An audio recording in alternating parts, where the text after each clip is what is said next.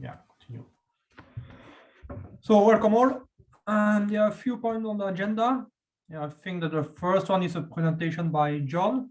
So welcome, John. And I think that you can share your screen.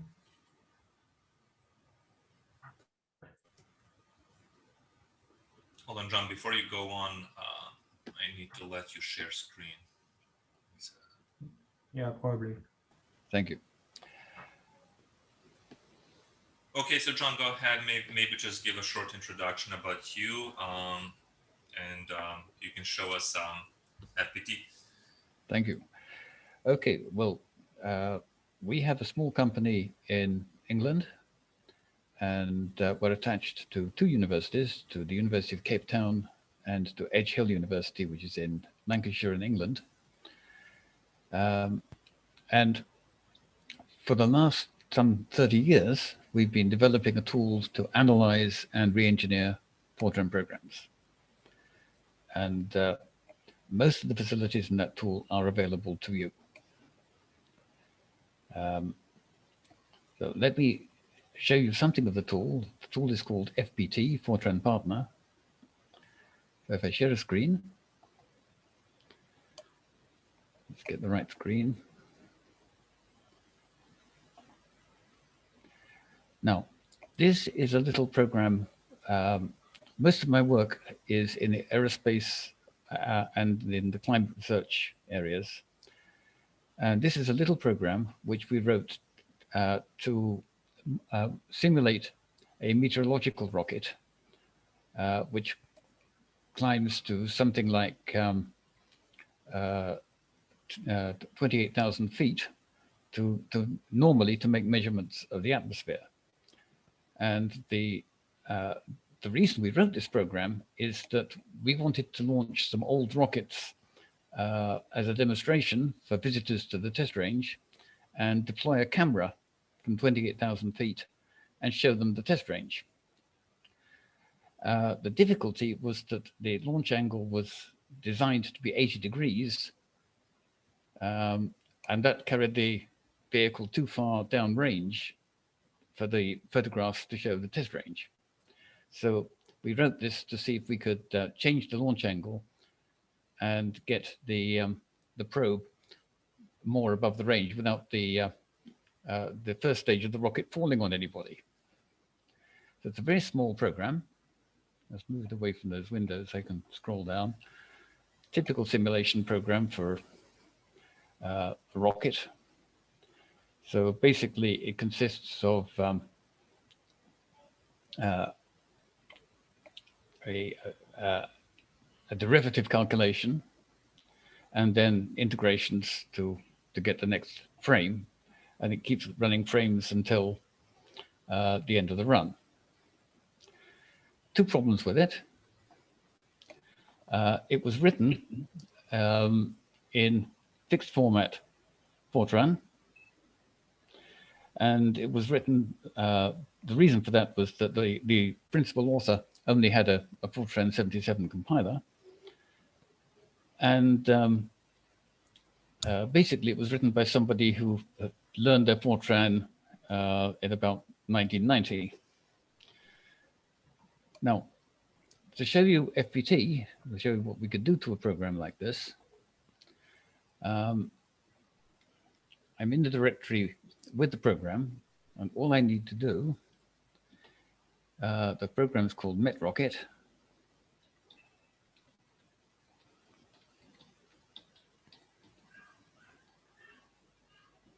.f. I'll just check that it is.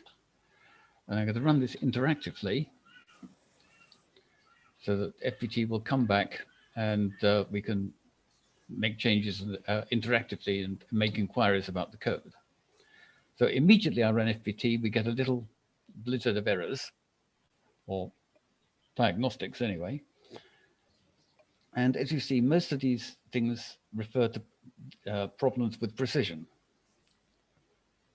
So if I say show errors, we've actually only got 3 classes of error.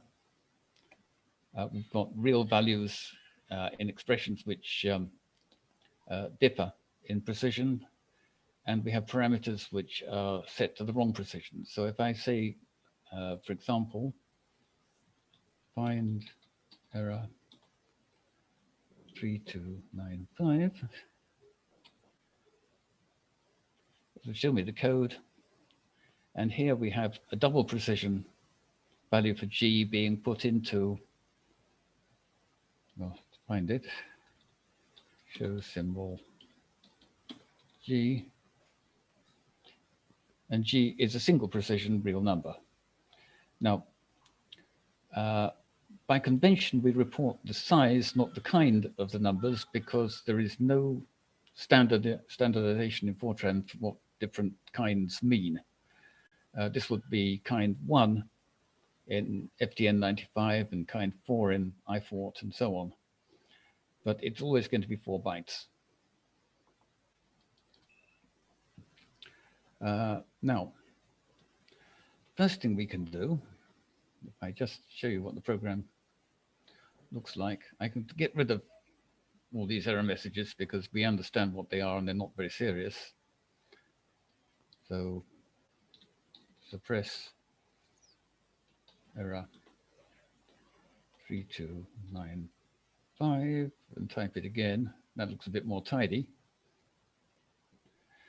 I can turn this, oh, it's already, as you see, been turned into free format. FPT will do that automatically if you want it to. I can turn it back to fixed format if you prefer.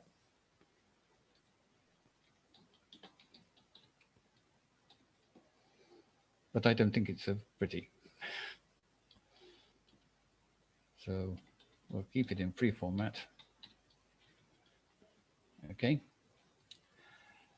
And you can work on programs interactively, quite simply. And as you saw, it was a one-line command to launch it. I can do things like renaming variables. I can reformat things, but eventually, if I write out the code, well, wait a minute. Let's say output directory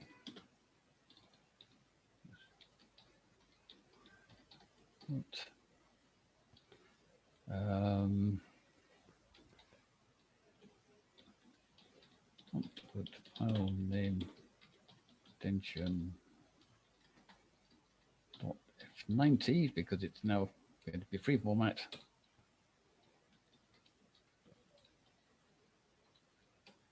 Okay, we've output the Fortran, I hope. So if I go into FPT output, here it is reformatted. I've left some of the error messages in.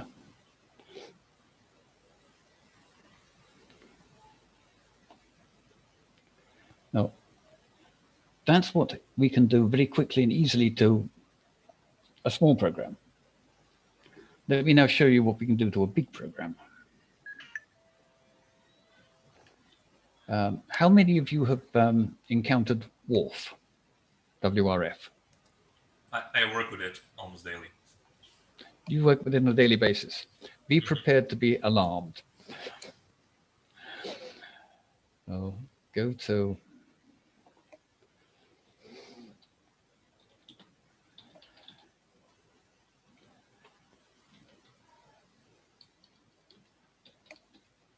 okay, I'm going to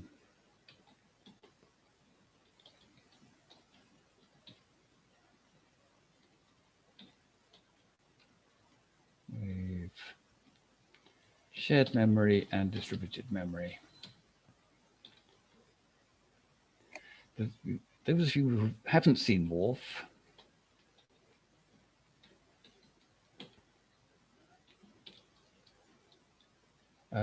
let me just give you a feel for the scale of this thing.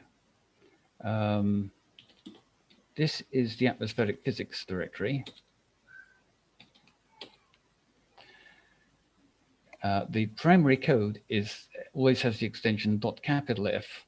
That's preprocessor code. And these .F90 files are made in the build procedure. So this has actually been built, but the F90 files are generated during the build. And to give you a feel for what the code looks like, let's say,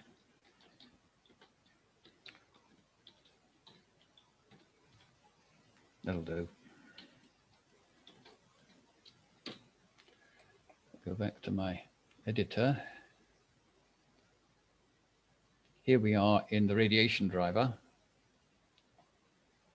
And you can see each of these components is fairly substantial. And look at this.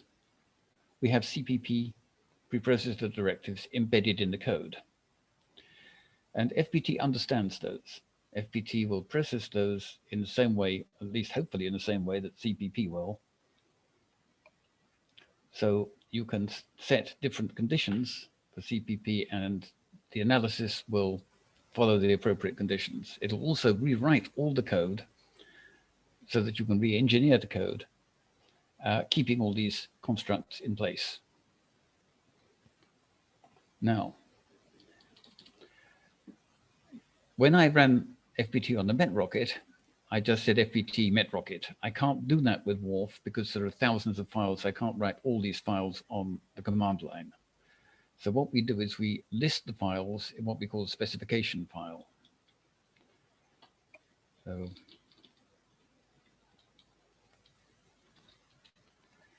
So what I'm going to run is I just WRF EM SMDM. Here's my specification file. And that consists of a little collection of specification files. The important one is the files one, this one. If I say more that, here are all the files which make up WRF. The chemistry is commented out in this run. Chemistry is used primarily for climate prediction. So I've taken out the chemistry, but here's the fast Fourier transform pack, the grip handling. Essentially, that's the atmospheric map.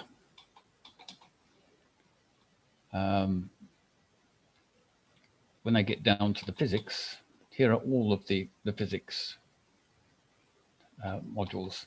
There are 14 different physics modules, and any particular run will probably only use one of them, but you never know which ones are going to get used.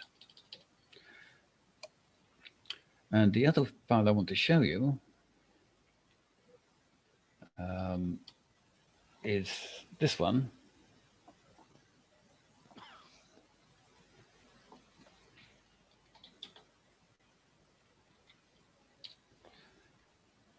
These are the CPP macros in WRF. We have to specify values for them, and some of them are quite complex. This one, for example, is a fairly intricate macro, but FPT will handle that quite happily. So what I can do,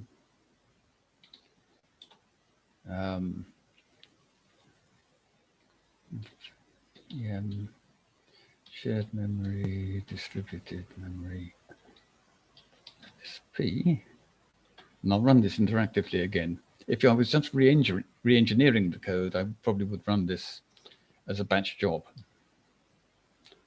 And what we will see, it tells you all the error messages, diagnostics which have been suppressed, because there's sometimes things you really don't care about. But our enthusiastic WRF user, there are quite a number of messages coming up. Declarations follow executable statements, strictly not legal, but the compilers do accept it. There's an array reference out of bounds.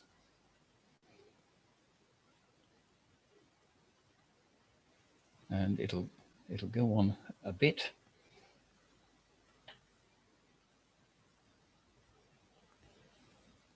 So it's reading this 2.7 million line program.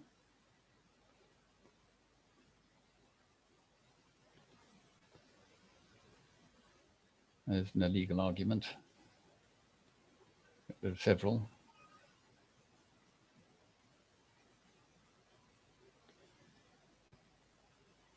And here we have a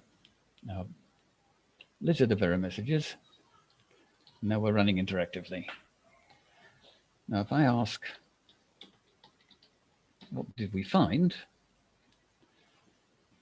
These are the sort of error messages we're getting. Now, this one, for example, an intrinsic name is used as an array name. That is clearly dangerous because you can't tell the difference when you look at it in the code between an intrinsic function and an array. And you won't get anything like that from a compiler. Find error. By the way, I'm writing these commands in full, but you don't have to. You can abbreviate them. And here's the thing it's worried about. Gamma is an intrinsic function. It's not one I use very often. It gives you essentially the factorial of 1 minus the argument, and it's elemental, so it can actually operate on a range of values.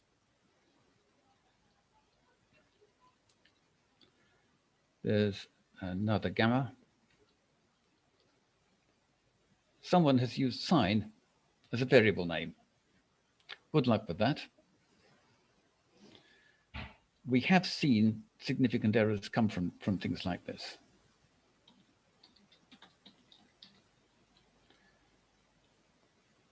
Arguments, inconsistent arguments. It checks arguments in some detail, and there's a special check for it. So if I say check arguments, here, for example, is the routine add field. There's an inconsistent reference here. And okay, we've got a scalar passed where it expects an array. Probably get away with that, but you've got real, expected, and integer actual argument. And here you've got a logical expected as the formal argument and an integer as the actual argument. Now, you would think this would be a calamity. The bit patterns will all be wrong. Actually, the clue is in the name of the routine. This is part of the group handling. This is part of the map. And actually, these routines are concerned with moving data about. They're not concerned with doing arithmetic. So I have checked this one and it's okay. Just it looks bad.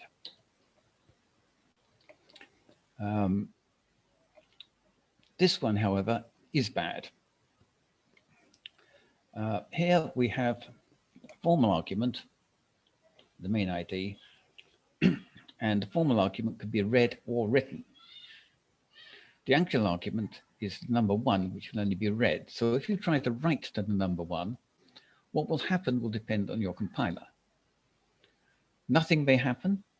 You may change the number 1, so next time you reference the 1, it'll be different, or you'll get a stack dump, which I hope is what you'd get. Depends on the compiler. And if we go on, there are hundreds of inconsistent arguments in WARF, most of which do not matter. I will stop the argument check, but it'll go on forever.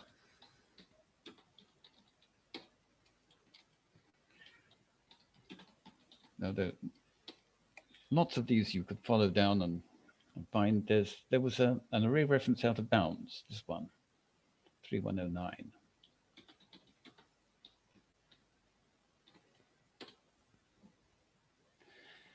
And it's here.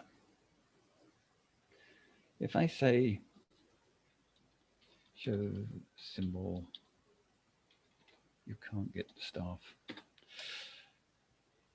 FF3R. Okay, one of them is an argument, but they're arrays dimensioned 1 to 33.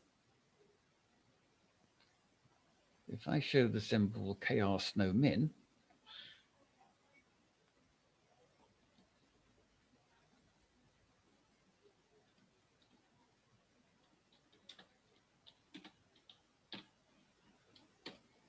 It's 34.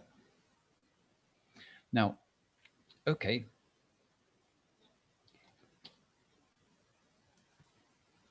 It's in a sum expression, and it's a range to this value. So if this is less than 34, the sum will probably return 0, but I don't like it. It looks like an array reference out of bounds to me. The last one I want to show you, which was the hardest to find, is this one. Interface assignment equals exists, but assignment is not overloaded. Now, what on earth does that mean? I'll show you.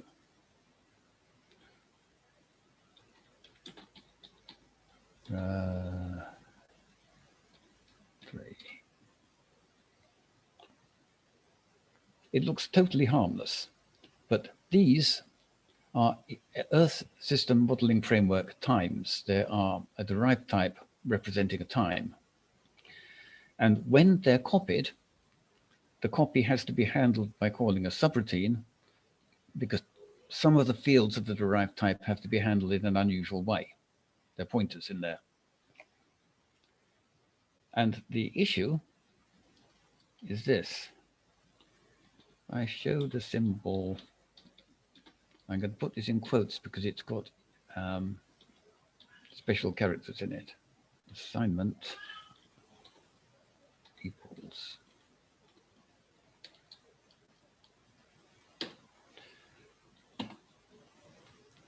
And here it is. And as you see, it's Earth System Modeling Framework, and it's in the time module. But the problem is that it's private. It's never exported from the module. So when it's used outside the module, you just get a simple copy. There's no error message. The compiler is totally happy. And trust me, it is wrong. And that occurs 8 times in the code. By the way, we reported that to UCAR in 2013, and they're still trying to get it fixed. So this is what is involved in running FPT on a decent-sized program. Show the metrics. To show the metrics, it's got to do the data flow analysis. Here we go. It's 1,000 files, 900,000 code lines, 2.7 million total lines. It's quite a big beast. One program, no block data, I'm happy to tell you. 5,000 odd top-level subroutines. It's a big beast. And as you see, we can still analyze it quite quickly. What I shall now do is it'll tell you the cyclomatic complexity of every routine, and I don't really want to know.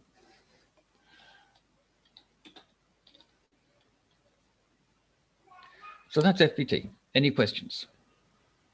Thank you, John. I think that was, I'm impressed. This parses just the source code, right? It doesn't work with anything like a debugger at runtime. So it's purely a source code analyzer, right? Okay. There are tools in FPT to instrument the code. We can do coverage analysis. We can put in an interactive controller for the code. One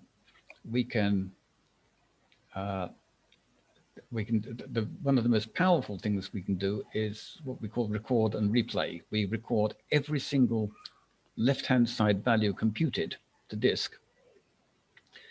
And then we can compare different runs, for example, with different compilers, to see whether they work out to be the same.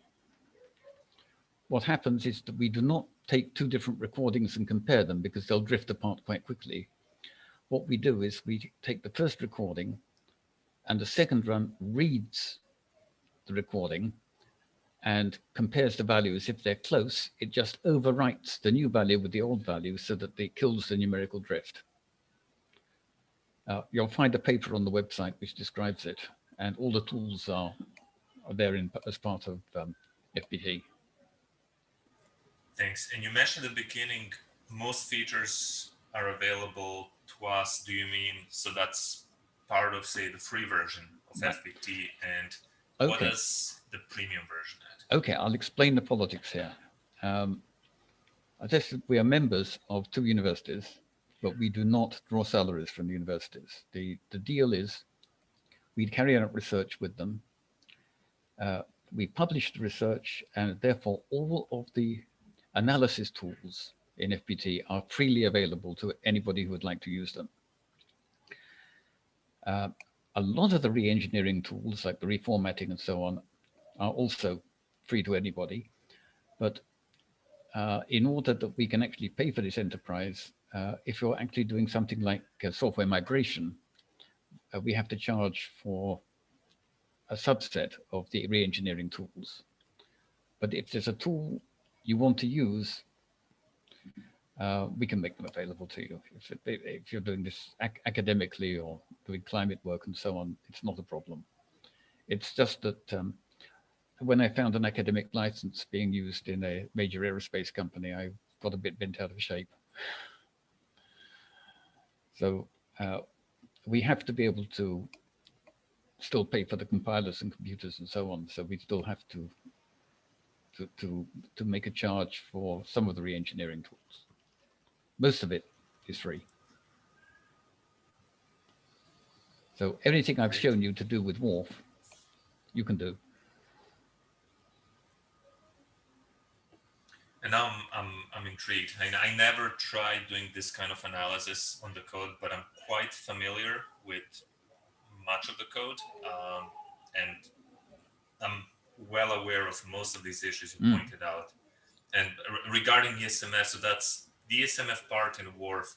That's a really old layer that's being kept in. And when you actually try to combine WRF with ESMF standalone, you run into name conflicts because WRF carries its own ESMF layer. I've been submitting patches for that. But unfortunately, for better or for worse, WRF is in a way has more than the escape velocity in the sense that more community code is getting in. It's getting in faster than code can be removed or cleaned up or issues fixed like this. Yeah. Well, we're actually making this available to the UCAR and the WRF community because we want to be able to run regression tests just to make sure nothing new gets broken, if at all possible. My favorite was that there was a brief time when all the hailstones in North America were 1 meter across. I don't know if you've ever heard about that. I did not. No. A little bit short on time. So I will ask more questions. Yeah. I just sorry I was a little late. Did you mention where we can get a copy of this? I'll put it on chat.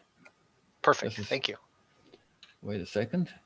When I found out how to get to the chat. I have one question. So when you parse the source code, so I assume it generates some AST. Can you transform back to the original source code? And if not, what kind of things are changed? Right. You can compare the regenerated source code with the original. Because we regenerate the code from the tokens, the formatting will change. And also it'll do things like standardizing the upper and lowercase spelling, things like this. Now, a lot of those changes are under your control. You can pick the spacing, you can pick the upper and lowercase controls and so on. But if you compare with the original code, you want to turn off spacing and possibly case and things like this to make the comparison. So yeah, so if I understand it correctly, you parse it into AST or tokens and you lose some information, but then when you generate the code, you can tell the translator to kind of, if you want to use 4 spaces or 2 spaces, stuff like that, to kind of recreate Stuff like this you can do, yes. So how do you handle comments and empty lines? So you record empty lines and comments, I think? It does empty lines, it does comments. It keeps all of those things. For the benefit of some compilers, you can change things like you can make all of the trailing comments into line comments. If you're using the old Sun compiler, you needed to do that. So besides empty lines and comments, anything else that it needs to record, or everything else is just the syntax? I'm sorry, if you want to, beg your pardon, could you repeat the question? Yeah, well, the reason I'm asking is we are developing this compiler called Fortran, and right now we are ignoring comments, but for reformatting and kind of automatic formatting, for example, it's helpful, obviously. It's not just helpful, it's necessary to keep the comments as well as empty lines. But the reason I'm asking, what else did you find to be necessary to keep from the original formatting? Well, it understands OMP directives. Of course, yeah, those are part of comments. And it understands CPP directives. Sure, yeah. All of those things are kept. It does actually keep the position of tab characters, although you can turn that on and off. So most things you would like to keep, I think it's there. I've been looking at keeping the column position of all objects. It's not difficult to do, it's just we've never got round to it. But of course, you can rename symbols, and if you make the names longer, then you've got to compensate for that. Yep. Cool, thank you. No. Can I ask just a very quick question?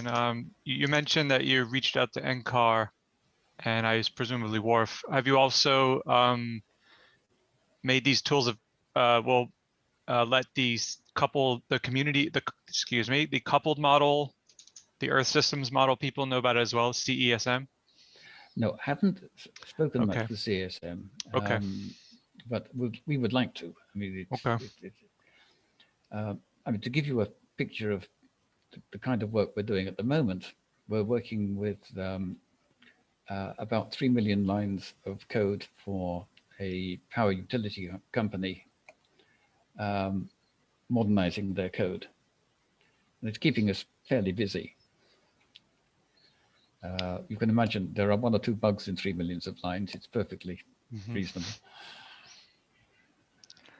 Okay. Well, I mean, I'm with an ocean modeling group, which the CESM is using our ocean model, and we work with them pretty regularly. So I can reach out to them and remind them that they have this partnership already, and maybe they can get something out of it, and maybe we can get something out of it indirectly. Well, now, a rider on all this, if you manage to break FPT, and Argon has already managed to break it twice, with about 50 lines of code, perhaps a bit less, but I think he was trying quite hard. If you break FPT, please tell us, because we need to know so we can fix it.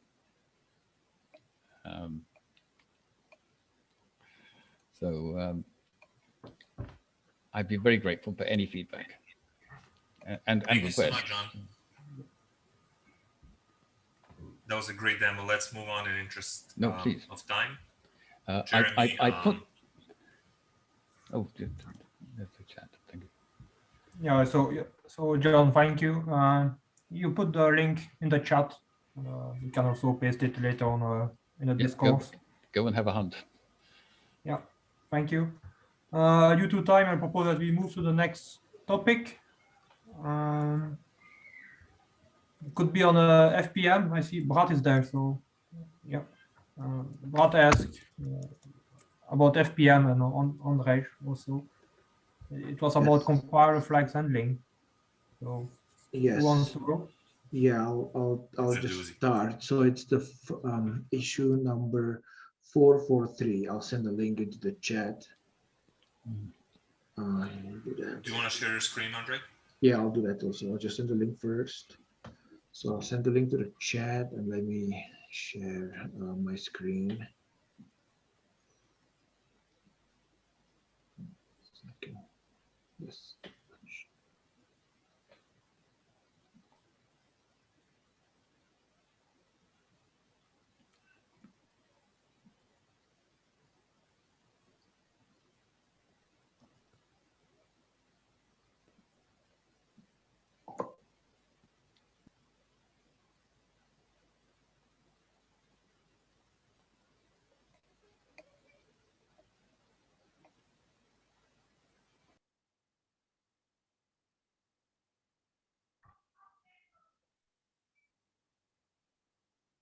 Did we lose Andre?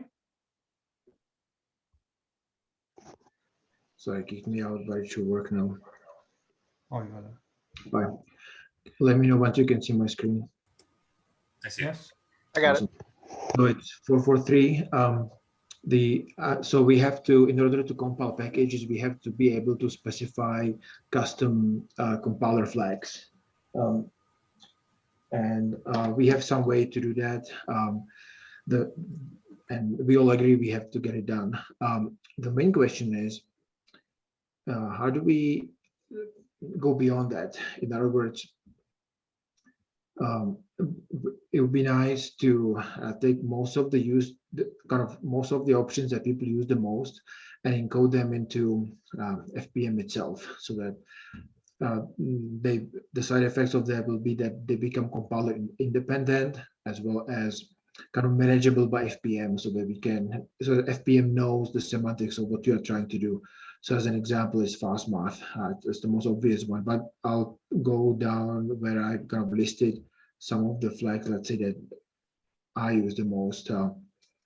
Things like free form, fixed form, and some kind of promoting, reals to double precision, and allow argument mismatch is needed for latest G4 sometimes, with MPage, for example. All kinds of optimization flags as well as debugging flags. Most compilers have that in one way or another. For example, array bounds checking. So instead of encoding these directly, it would be very nice if FPM has some kind of facilities to do that. And so I just wanted to kind of discuss I don't expect us to kind of come to an agreement at this meeting, but I was hoping to at least discuss kind of a general framework, like what we would like to achieve, or what are some of the constraints or concerns. One question that I would like to start with is, would we like this feature to work on a very fine-grained level of detail, and like, checking array bounds? Is that something you want to specify, or do we want to more have these put together into more kind of collections of different options, like check check all array constructs, or turning on things that are generally what might go together? Because my understanding is a lot of compilers kind of have those like collection flags, right? So like -w extra for G Fortran, which is like turn on a whole bunch of extra error checking. So I would suggest to simply list every option that people use or you've seen people use in codes. What you see here is I went over a few of my codes and codes that I've used and kind of noted down every option. I might have missed a few, but those are pretty much all of them that you see on the screen right now. And I asked what I would like, and you mentioned that I missed one. Actually, in fact, I used this one also. But I would ask all of you to also list every compiler option that you use. I could be wrong, but what I expect is that it's not going to be much bigger than this. And I could be wrong. If I'm not wrong, it's only 20 or 30 options. Well, if that's the case, then I would just probably encode all of them, maybe even on the individual level. If it turns out to be that people use hundreds of options, then of course we'll have to figure out a different approach. But if you look at G4 man page, it has hundreds of options, but in practice, people don't actually use all those hundreds of options. And so it seems to me a good strategy is to simply cover those 80-90% of options that everybody uses. And I think we are looking at most of them right now. and then those that if you happen to use or you want to use some option that's not in here, then you will simply use you specify directly, and so you will not get the semantics. You will but it will, at least you can get your job done. But my concern about the difficulty of this is that even the subset that you've found or already put together, there aren't direct equivalents for every compiler. Actually, I think they are. So, for example, the check all, actually, that's kind of a collection of options. Every compiler has those. Every compiler has bounce checking. Every compiler has, there's few things that it checks. Right.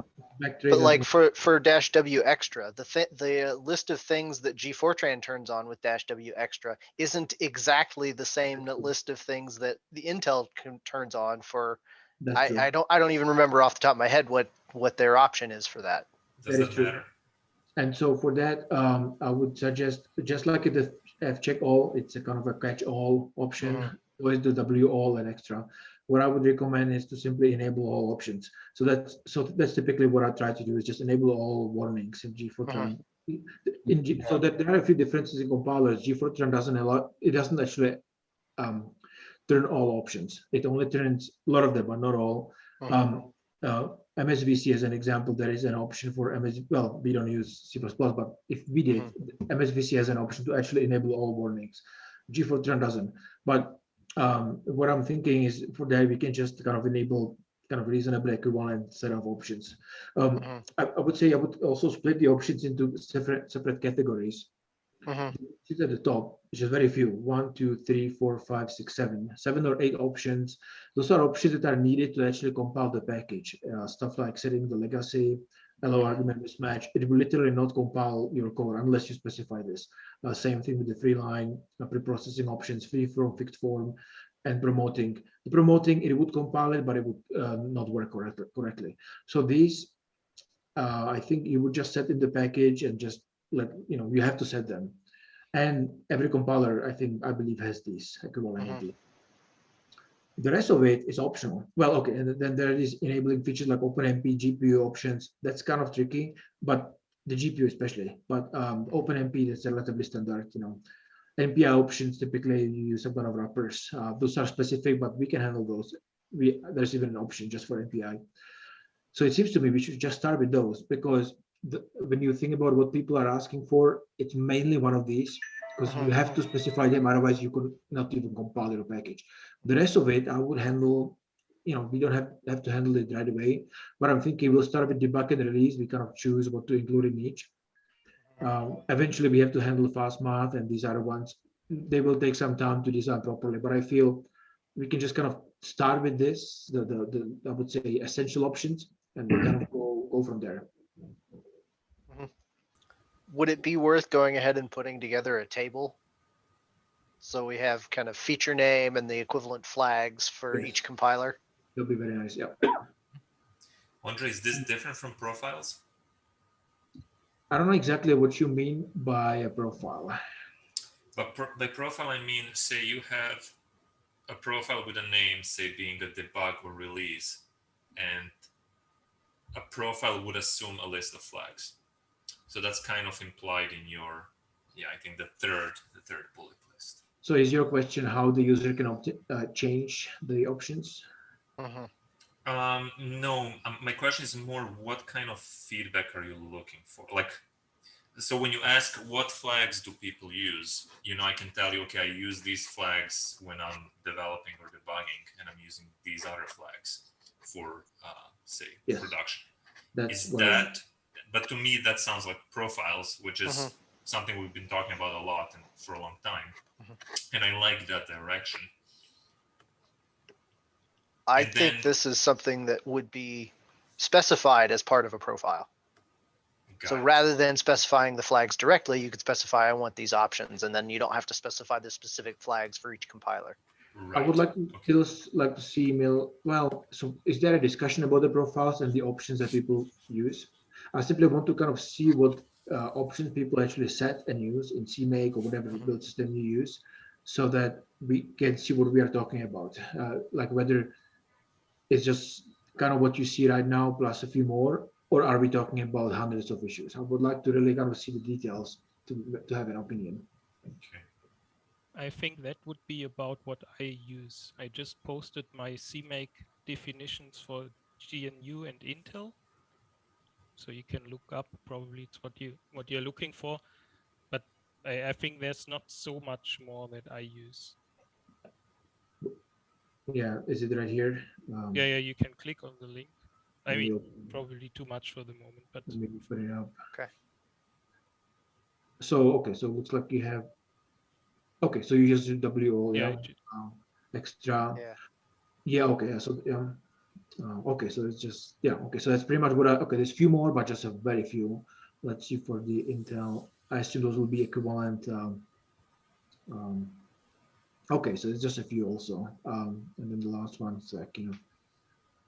I would suggest to keep this to the well-known ones. The ones you listed, Andre, are quite familiar to most people, I think. But if I look at the documentation of the flags of G Fortran or Intel Fortran or whatever, quite often I find obscure options that are well, they are described, but not in a way that you really understand what they're doing. And I would hate to see that sort of options included here. Usually I don't use options if I can avoid that. Basically because it makes your code depend on them. And you never know what's going to happen with the next compiler. But these make sense, optimization and that sort of things. So I guess everybody will want that. But if you come to more specific options like the architecture or layout of structures or whatever, those are going to be so finely detailed with almost nobody knowing what they're going to do that I would avoid them.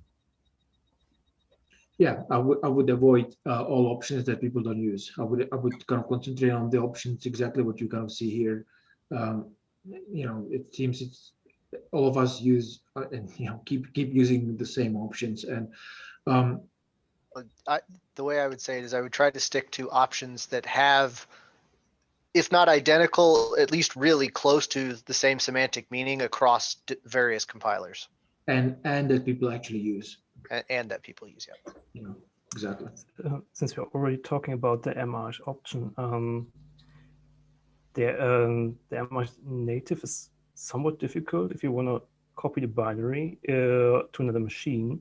Mm-hmm. And I wonder how we want to handle if you tune in your binary for several architectures or cross-compiling for another microarchitecture from a compiler.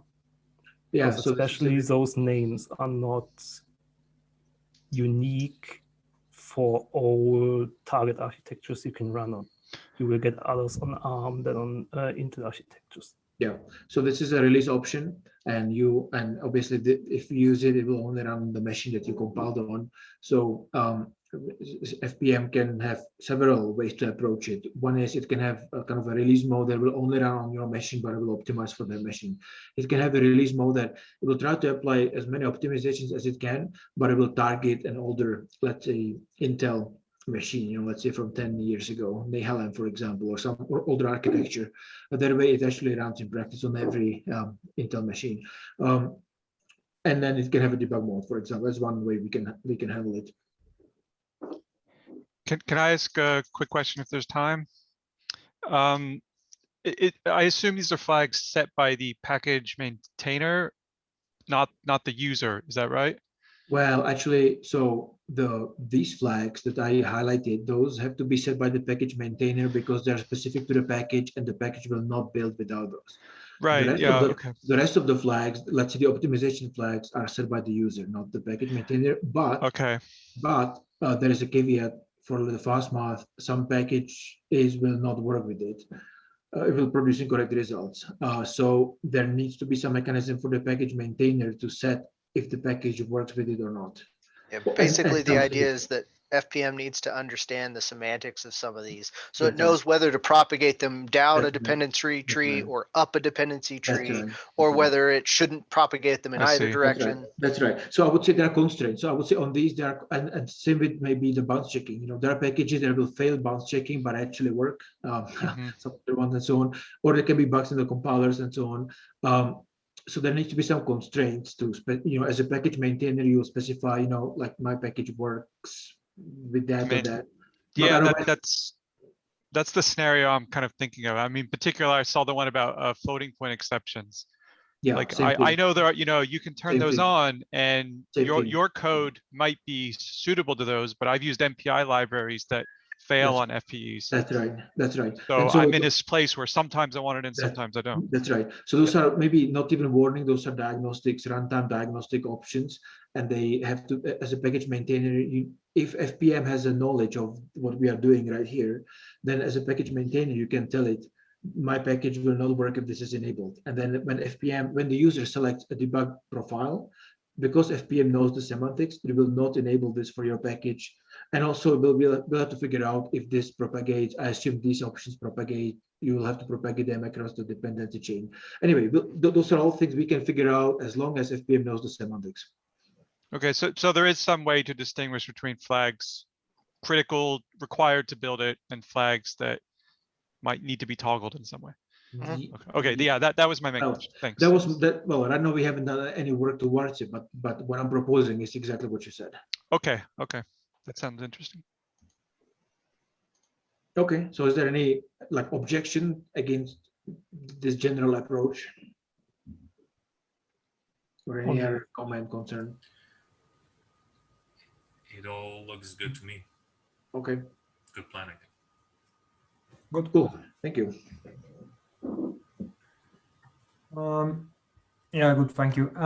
There's still 5 minutes. Milan, do you want to mention or to discuss about Yeah, I blog? think 5 minutes should be plenty. I think it's an easy one. So let me share my screen.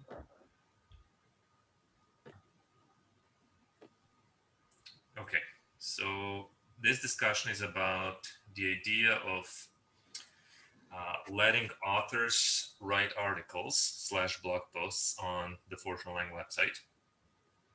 So far, we've only had newsletters, and they've been typically written by a set of people and contributors. But the idea here is to have standalone articles. So think blog posts. It could be a tutorial that doesn't necessarily fit into a mini book structure, or it could be some relevant news or some insight. You get the idea. And basically, this proposal is, how do we establish, if this is of interest, and if yes, how do we establish a process or criteria that so that we have high quality contributions. My idea behind this is the purpose is to basically elevate members of the community and promote their ideas, their work about Fortran, and spread word about it through our chats, and at the same time kind of build a track record of resources that people could keep accessing going forward. So Andre and I talked about this a little bit. We came up with a small set of criteria, what makes an appropriate article. So relevant, it should be about Fortran, or at least interesting to Fortran programmers. Original, so not published previously, but it could be an adaptation of if some interesting idea came up in an email thread or GitHub issue or Twitter, an author could adapt that into an article. And then high quality, this is pretty subjective. Not sure how to measure it, but it means it provides meaningful and useful information. It does not advertise a product or service, and generally aligned with this community. So considering the subjective nature of these, we also thought about requiring review from, I think 3 reviewers is a good number because it's odd. And the process is, author opens an issue to propose an article with a tentative title, short description. People say, yeah, that sounds good, go ahead. Or somebody may say, that doesn't sound too interesting, or look, somebody already wrote about this. So the author can a little bit pivot the idea. And then they open a pull request with the article, request 3 reviewers, reviewers review and approve. There was also a point that Andre brought up about potential conflict of interest. Say, Andre's example was if somebody's writing an article about compilers, but then there's also a compiler author who could be a reviewer. They may propose that or their compiler be mentioned in the article as well, but maybe that wasn't the original idea of the author. So there may be a bit of conflict of interest there. So in that case, we should just be upfront and declare COI and give suggestions, but not be formally a reviewer on it. So at this point, I welcome any input. What do you think? Would this be a good addition to the website? And what do you think about the process? Right. Go ahead. Yeah. So I'm not sure this would be such a good approach to take, because so for one thing, then there need to be some concept of periodic reviews to make sure that whatever content is contributed is up to date. Because otherwise, over a long period of time, especially if you're describing a new tool or something, then it can get out of date. And the other problematic part of this, which I'm thinking, is if someone is using a tool on their own, or if they found something out on their own, then, and if they put it on their blog, for example, then at what point does it become useful enough, or what are the criteria on which you would put it on fortranlang.org instead of, for example, if you're writing documentation, you'd put it on your project documentation, right? I mean, so it's kind of like, what sort of articles are we thinking?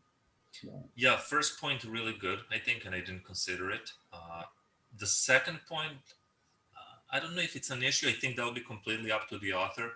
I mean, for example, sometimes I write, but I also have my own blog. So I don't know. I'd probably rather write on my own blog to build that audience. But maybe there are authors who don't have their own blogs. They don't yet have an audience.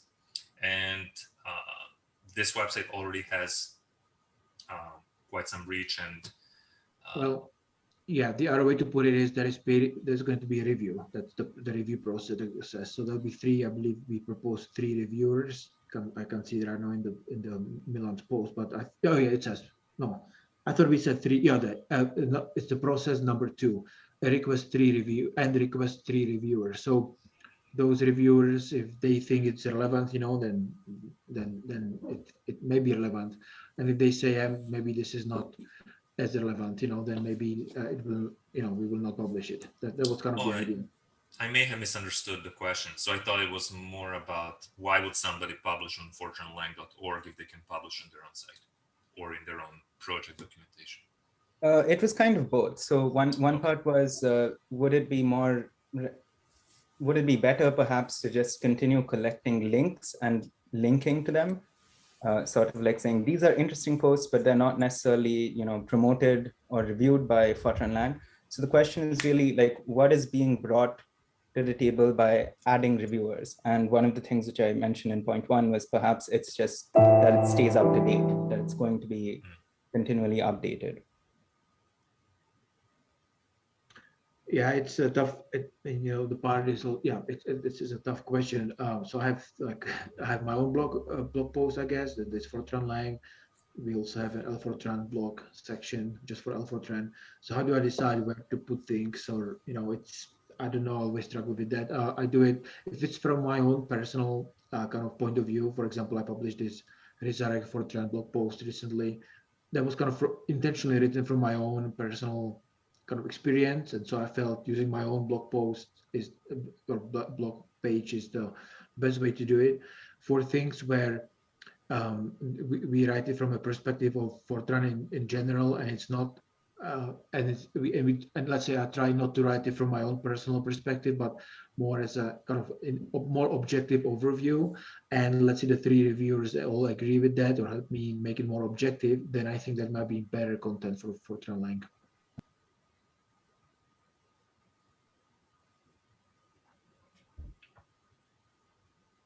Any other comments on that?